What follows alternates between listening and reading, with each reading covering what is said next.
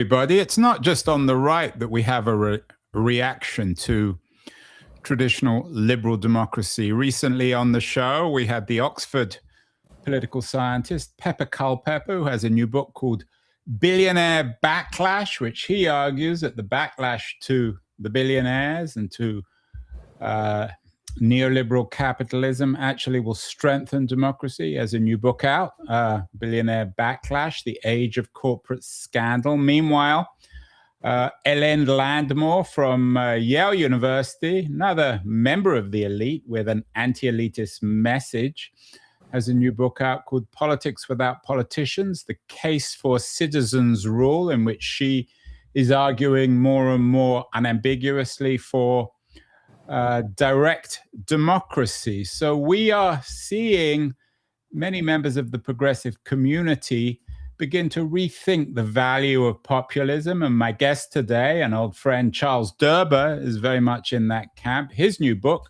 Fighting Oligarchy, How Positive Populism Can Reclaim America, takes the position once again that populism isn't a bad thing. Right-wing populism, of course, is not his thing. But left-wing populism might indeed be the answer. Charles is joining us from Boston. He's a longtime professor of sociology at Boston College. Charles, is that a fair summary of the new book? Yes, perfect. I really,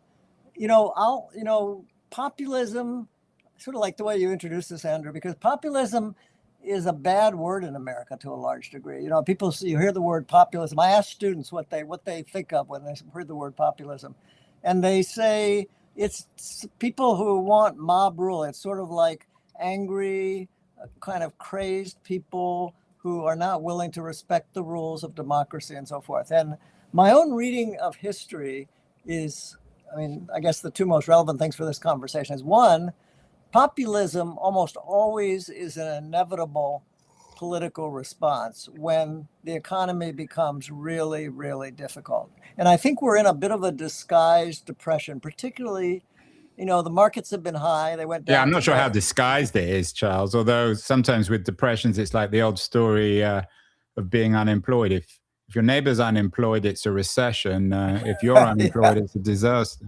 Right.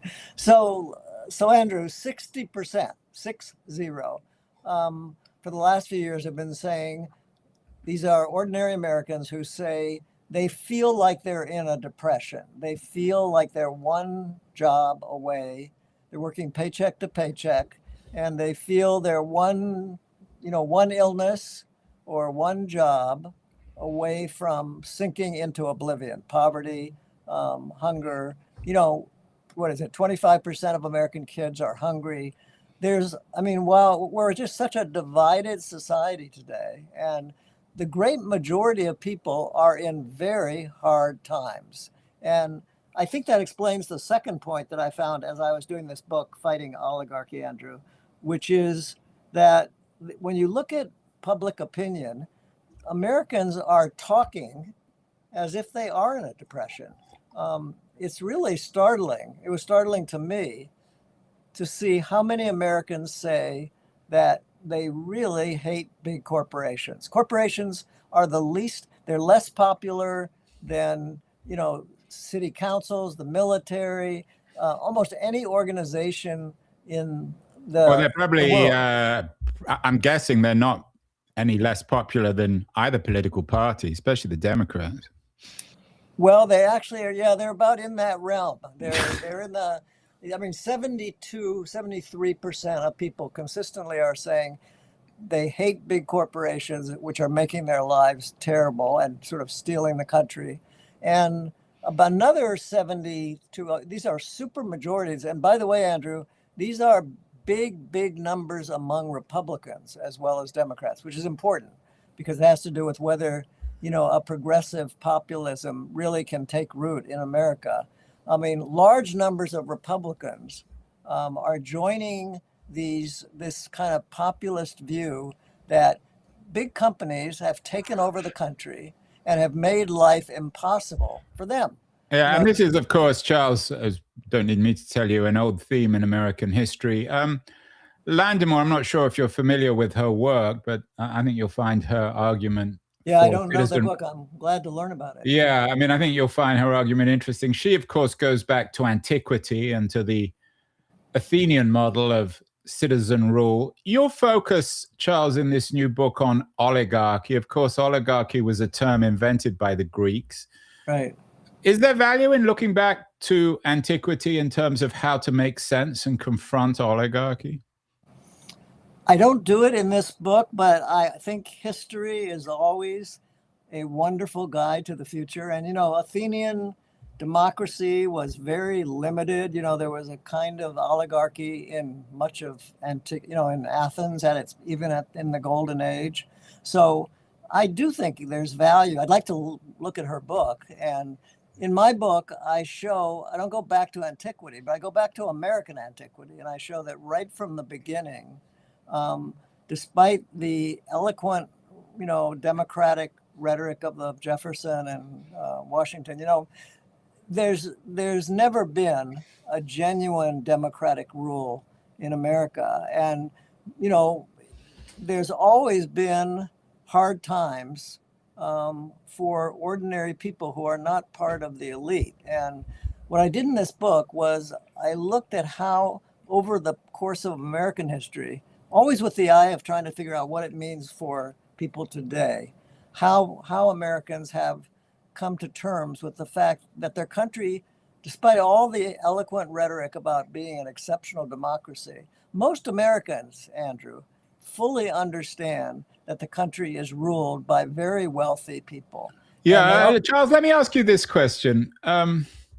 Is liberal democracy compatible with positive populism?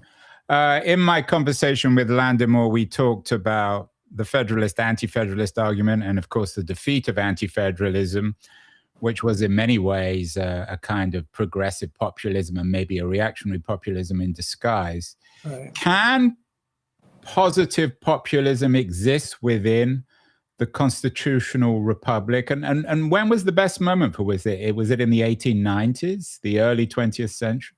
Well, I mean, if you ask me, when did positive populism begin in America?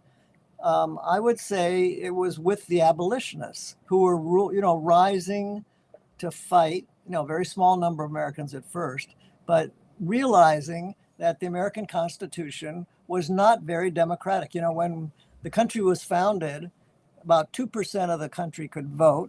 Blacks, slaves, women, white men who were not propertied had no rights. And in a forthcoming book, I'm arguing the Constitution was written on the basis of emulating the British Magna Carta, which was really an aristocratic document that militated against a king, but not in the service of democratic rule by the people, but rule by the barons, who were the nobility who didn't feel they were being cut into the profitable wars that King John was waging. And I think that's a good analogy for what happened in, the American Revolution was, before the Revolution, the country was ruled by guys with funny names like Jefferson and, No, I take your point, Charles, but I'm not sure you're answering my question. I take your point that, of course, it was founded by an elite, white men, all the rest of it, property owners. We know that.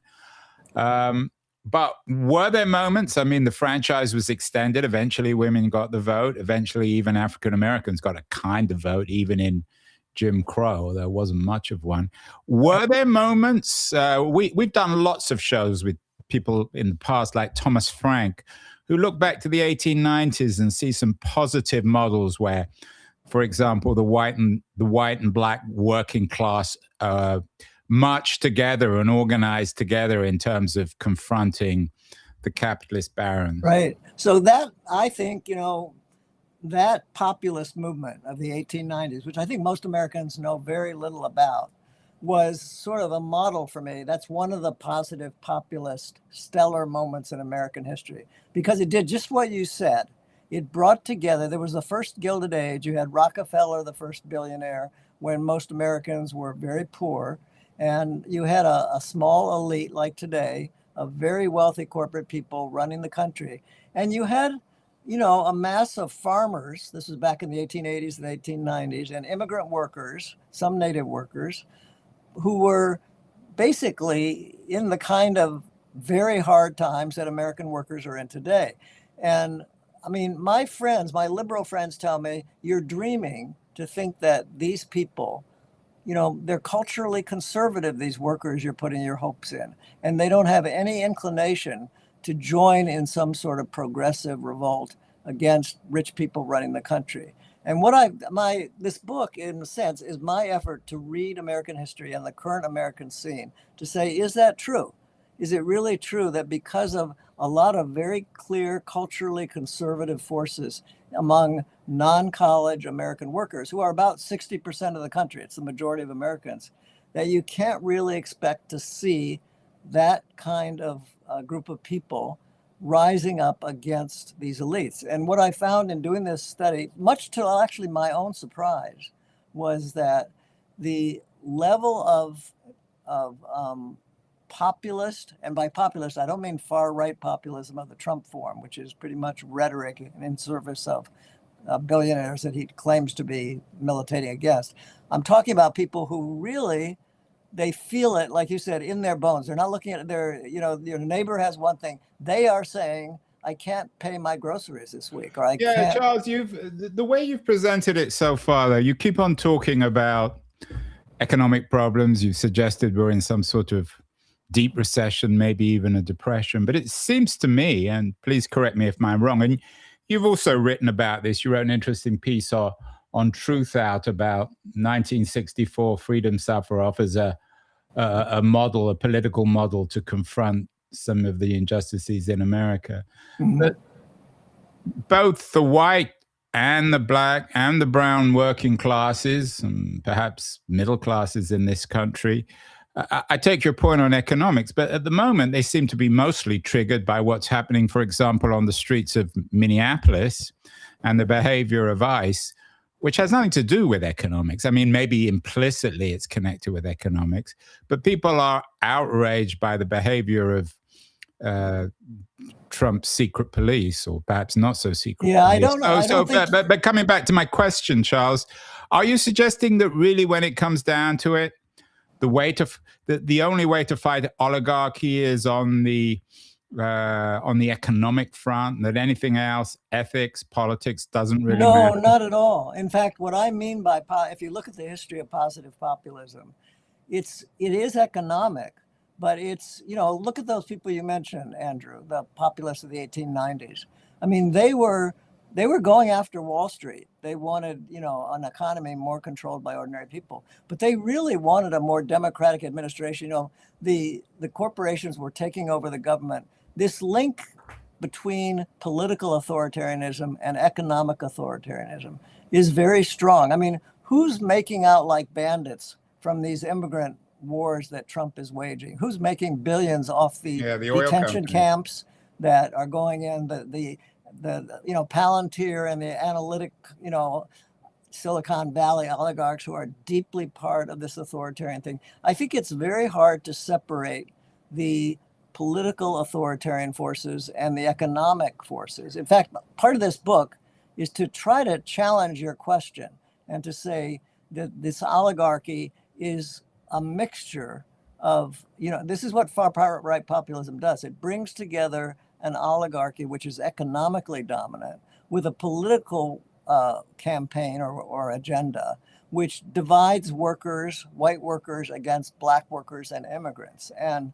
I think what I like about the Gilded Age populists is it was an economic revolution, but it was also, the main historian of that period wrote the book called Lawrence Goodwin wrote the book called The Democratic Moment. He said this was the most politically democratic movement in American history. So when you say it was just economically driven, that's not correct. Yeah, and I think that one of the interesting things that always seems to me about that populism, of course, the figure was most associated, it was William Jennings Bryan. But he sold it out, Yeah, I mean, he ran 4 times for president, lost every time. But he was in some ways a more complex figure than some people would like to think, especially liberals. Of course, he was on, from a liberal point of view or an Enlightenment point of view, on the run side of the Scopes trial of the 1920s. Are you suggesting that some of these cultural forces, I know you're not a big fan of identity politics, Right. that progressives need to distance themselves from some of the cultural concerns of the last few decades, that they actually haven't benefited ordinary people? Well, I take racism very, very seriously. Again, racism is at the heart of fascism. I mean, Hitler ran a racist regime and turned it into extreme authoritarianism. Race has always been used in America by capitalist elites to divide the working class, and it's like right at the heart of white Christian nationalism and far right populism, which is the politics of Trump today.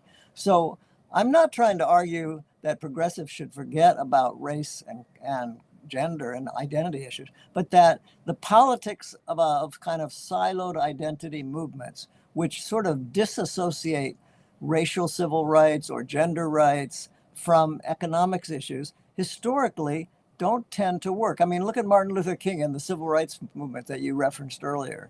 He argued that how can I possibly, organize against violence against blacks in the American South? And I was there at the time in the 60s when there was an effort to desegregate, Jim Crow South. Martin Luther King said, I can't be a civil rights activist without being an anti-war activist. And he was saying more broadly that these forces of repression and violence that, Black people are dealing with in America are so intimately related to broader forms of economic violence and military violence that they can't really be, he was sort of essentially saying, he took a lot of heat from this. A lot of the people in the civil rights movement went after King for saying that he was selling out the civil rights movement. But he was saying, I just don't think there's any genuine possibility of a successful civil rights movement without being this was a question of how to relate to the anti-Vietnam War movement at the time. And he realized that there could be, at least he came to believe, there could be no successful civil rights movement without the civil rights movement being totally intertwined with the, with the anti-war movement. He felt the same thing about capitalism and democracy. Yeah, it's funny how in some ways so little has actually changed in the last 50 or 60 years. The Democrats are still debating these issues. There was a headline on CNBC recently about a group of Democrats who aren't ready to jettison big business. I don't think you would be particularly sympathetic to them, Charles. They certainly haven't read your new book, Fighting Oligarchy. How optimistic are you that the Democratic Party is able to embrace a positive populism? Of course, this has been an ongoing intellectual civil war within the Democratic Party. Clinton, Obama, etc. Is there still hope from your point of view? I mean, go back to the populist period. William Jennings Bryan. There was, in 1892, the populists formed a new party, the People's Party. It lost. Bryant went over and joined the Democratic Party to run against McKinley in 1896. McKinley is one of Trump's heroes. And he sold out the populists. I mean, he really he ran on a narrow monetary kind of policy that abandoned the thrust of the anti-corporate and the genuinely democratic revolution that the populists really wanted to see. So I think but on the other hand, go up to the 30s and the New Deal, where you had a Democratic Party that was encouraging millions of workers for the first time to occupy their factories and to form unions and to, I would say that the 30s reflected a form of positive populism, which the Democratic Party helped lead and frame. Johnson, when he signed the Civil Rights Movements and the Voting Act, was still in the Democratic Party and was in some ways enabling the Civil Rights Movement, even when he was going to war in Vietnam. So the Democratic Party is complicated. The history is very complicated, but I think I'm encouraged today by people like, there are people like Bernie Sanders and AOC and Mondami who are clearly, positive populists in the way that I talk about in the book. And I pay a lot of attention to them in the book. In fact, this book, Fighting Oligarchy, is often confused with Bernie's book, Fight Oligarchy. I didn't, when I titled this book. Did you steal the title from Bernie? Did he forgive you? No, I didn't know about it. When my book was already in press, I think Bernie's book was already out. I had not seen it. But anyway, I'm encouraged by a host of other Democrats, like take Senator Murphy from Connecticut, Chris Murphy, or Van Hollen. These are people who are seen as sort of more mainstream Democrats, but they're running in a way that you sort of thought was a little bit contradictory. They're running against Trump's immigration war and what's happening in Minneapolis, but they're also running against the corporate oligarchy, and they're arguing. People like Van Hollen and Murphy are correctly connecting the whole Trump far-right regime as a melding together of corporate power and, sort of racist, authoritarian state power. Can they borrow some of Trump's agenda, though? Should what you call positive populism, for example, it borrow from Trump's trade policy, his defense of American workers? Are there things that Trump has done that you think that the left can emulate? It's not so much emulating, but Trump sort of understood that when he ran in say 2024, but even earlier, against both Hillary and then against Kamala Harris, he understood people were really, really pissed off, both about the economic status and generally just feeling that ordinary people didn't have much of a shot of any kind, whether economically or politically or morally, status-wise in the country. And he, so if you ask me, should Democrats or positive populists take something from Trump? I would say absolutely yes. They should take something from Trump. The idea that this system needs to be shaken up deeply and that lots of evidence exists that ordinary people feel that way. This is not just a radical left point of view or a radical right point of view. It's a mainstream public view of ordinary people. They feel the system is breaking down. And I know that sounds like rhetoric, but there's just endless polling data, including among Republicans, which suggests people really think the system is broken. And by that, I mean the economic system, the political system, the cultural system, the military system.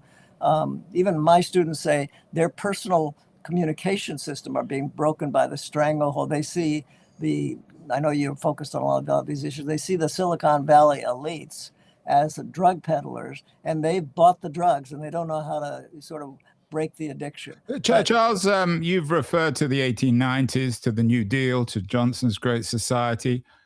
Is there a 21st century twist to positive populism? Could, for example, AI be used more effectively, more democratically to give more power to the people? We can't just go back. Are you just a nostalgist for a positive populist age? And in fact, my main concern about the resistance to Trump, which I view as a form of positive populism, is that too much of it just wants to go back to immediately before Trump, which is disaster in my view, Andrew. If you go back to what happened, what it was with Bush and Obama and Clinton before Trump, you're almost certain to get another Trump. You're going to get more authoritarianism. It's built into the fabric of America. So going back to pre-Trump era is unacceptable and defeatist. But I would say the resistance on the streets, you referred to the people who, are rallying about the murder of, Nicole Good and James Preddy.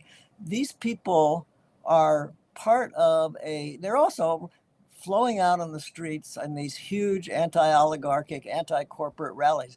When you separated the immigration issue from the economic issue, it's not, that separation does not exist in the minds of this resistance. The people out on the streets, the people in the indivisible movements, and so many of the labor people, the students that I know and so forth, they view the economic issues and the authoritarian, far-right authoritarian issues, the anti-immigration war, they're correct to view these issues as totally intertwined. The system of power we have is simultaneously, a system of power of extremely wealthy people dividing the country and ruling as capitalists always have, but with more overtly. Let's talk about capitalism. You were on the show a couple of years ago arguing that capitalism is driving extinction. If this was a Fox News show, Charles, I probably would say to you, well, you sound to me a little bit like a socialist. Are you just against capitalism? Are you against America?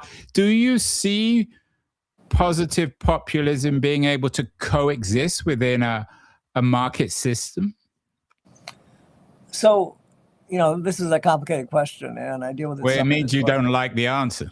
No, I actually like the answer a lot, which is that American capitalism, I see it as not consistent.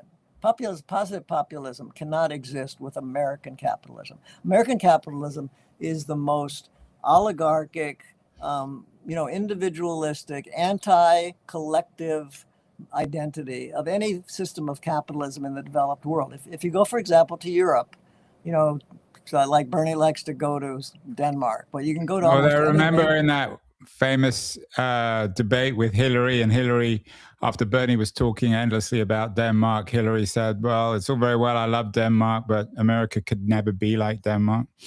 Yeah, I think that's why she lost. Remember, Bernie won 23 primaries against Hillary in 2016. And Americans, working people, ordinary people, students, people I deal with, they are aware that American capitalism is unique, that there's something very different about it. Yes, it's produced a lot of wealth for a small number of very rich people and a good standard of living for a larger number of people. But when you ask me, can positive populism coexist with American capitalism?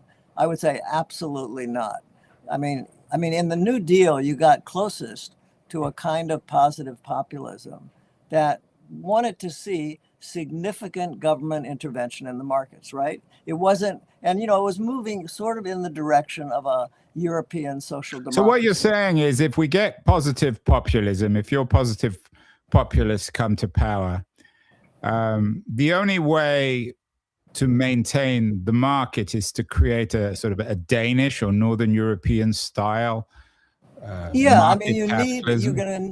don't think anybody is talking about eliminating markets altogether. The question is, does market power and market logic dominate the entire society? I mean, the thing about the American market is that it has created a form of culture, a highly, I call it sociocidal in my recent book on Bonfire that we talked about. It is breaking apart social connections. The book you were on last year, it's called Bonfire, American Sociocide, Broken Relations, and the Quest for Democracy. Right. So that kind of capitalism, if I'm right, that it's contributing to the breakdown of community and social relations. And if I'm correct, that it's very central to the breakdown of democratic life, which has always been very limited in the United States in any case, which is very connected to the capitalism that is promoting militarism and war, the capitalism that's promoting environmental extinction. That kind of capitalism is not only not compatible with positive populism, it's not compatible with survival. It's a system that's going to self-destruct one way or the other. I'd rather see us help it sort of be transformed before it destroys everything. Does that mean the end of markets? No. Does that mean the end of business? No. Does that mean the end of all kinds of private enterprise? No. But it does mean a very different kind of role of government and collective identity and community exercising itself in politics and in people's everyday lives and in the workplace. Just a very simple example. American companies, as you know, Bezos and Musk have been joined by Trump in a legal suit to end the constitutionality of unions. Since the New Deal, when unions, I like unions because they give workers somewhat of a fair shake and a pretty raw system, and they help build social relationships and solid connection in a culture where people are feeling very disconnected. The people with the lowest level of social capital, or the sort of power that comes with strong social relationships, are working class people. Unions combat that. Today, as you know, Andrew, the percentage of workers in unions has fallen from 40% to 6% in the private sector labor force. I mean, we're just, this kind of market is now in most of Europe, that figure is somewhere between 45 and 75%. Yeah, And they some have, people might be listening to this, Charles, and thinking, well, this is all very well. This guy keeps on going on about Europe. But the living standards, you've talked about economic prosperity, the living standards between Europe and the United States are growing increasingly larger in terms of the differences. America is more and more of a wealthier society, maybe also an inegalitarian society. So yeah, I don't agree with that. I mean, look at healthcare, look at education. right, but there are economic Wages are much higher. Data that Average wages are much higher in Europe than in the United States. The United States has fallen to, I think, number 9 in wages. Most of the Central European societies have higher wages. And I'm not even counting in their wages the benefits they get from universal health care and free higher public education, childcare, all those are the social wage that comes on top. But listen, I'm not arguing for Europe. Europe, as you say, has lots of its own problems as immigrants have come in and as German central banks have gone back to austerity and kind of neoliberal financial policy. So I'm not arguing for Europe per se. When you asked me the question, is positive populism, can it coexist with American capitalism? And my answer to that is no. Does that mean the elimination of markets? It doesn't. There are many ways let's go back to the New Deal. Would you say, Andrew, that the New Deal was capitalist? Well, it worked, as you say, as you're suggesting, it worked within the market. Right. So I think when I think about what a I think the 30s were one model of an American positive populism. The New Deal was pretty limited in its reforms, but it made a big difference. For one thing, for the first time, ordinary Americans felt that they had a place in the government and the society, and that somebody really cared enough to help them organize themselves and get some sort of decent living conditions. You are though. You're falling in. You do sound, Charles, as if you're falling into the nostalgia trap here of going back to the 1930s, almost 100 years ago. No. Entirely different historical situation. No, I think we're in a different Gilded Age. And I think actually what's going on, I'm taking my guide a lot, Andrew, from the people out on the streets today, and whether it's in Minneapolis or San Francisco or LA or wherever. I think I make the argument this book is a lot about not just economic democracy, but the kind of political democracy that can ward off the kind of American fascism that has a long history in American life. I think you'll be very interested in Landon Moore's book. Finally, Charles, your last book, as I said, was called Bonfire, American Sociocide, Broken Relations and the Quest for Democracy. Probably a darker book. What happens if we don't fight oligarchy, if positive populism fails? Then what? Do we fall into this, what you call this sociocide trap of essentially American suicide in a form?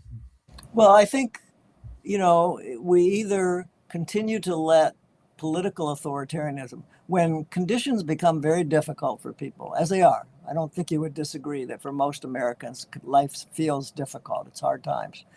If the Democrats or progressives are not offering a kind of change-oriented, politics, which I think I'm disagreeing with you. I don't think the people on the streets today are disassociating economics and political authority. No, I wasn't saying that, but I was simply suggesting that it's not just economics. No, I never. No. Political element too. Oh, I completely agree. And the oligarchy is, and the power of the people who run it is cultural, it's political, it's military as well as economic.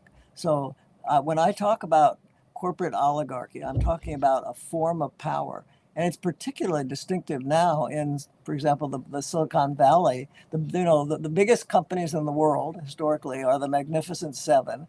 And these guys, who you know very well, are what is their power?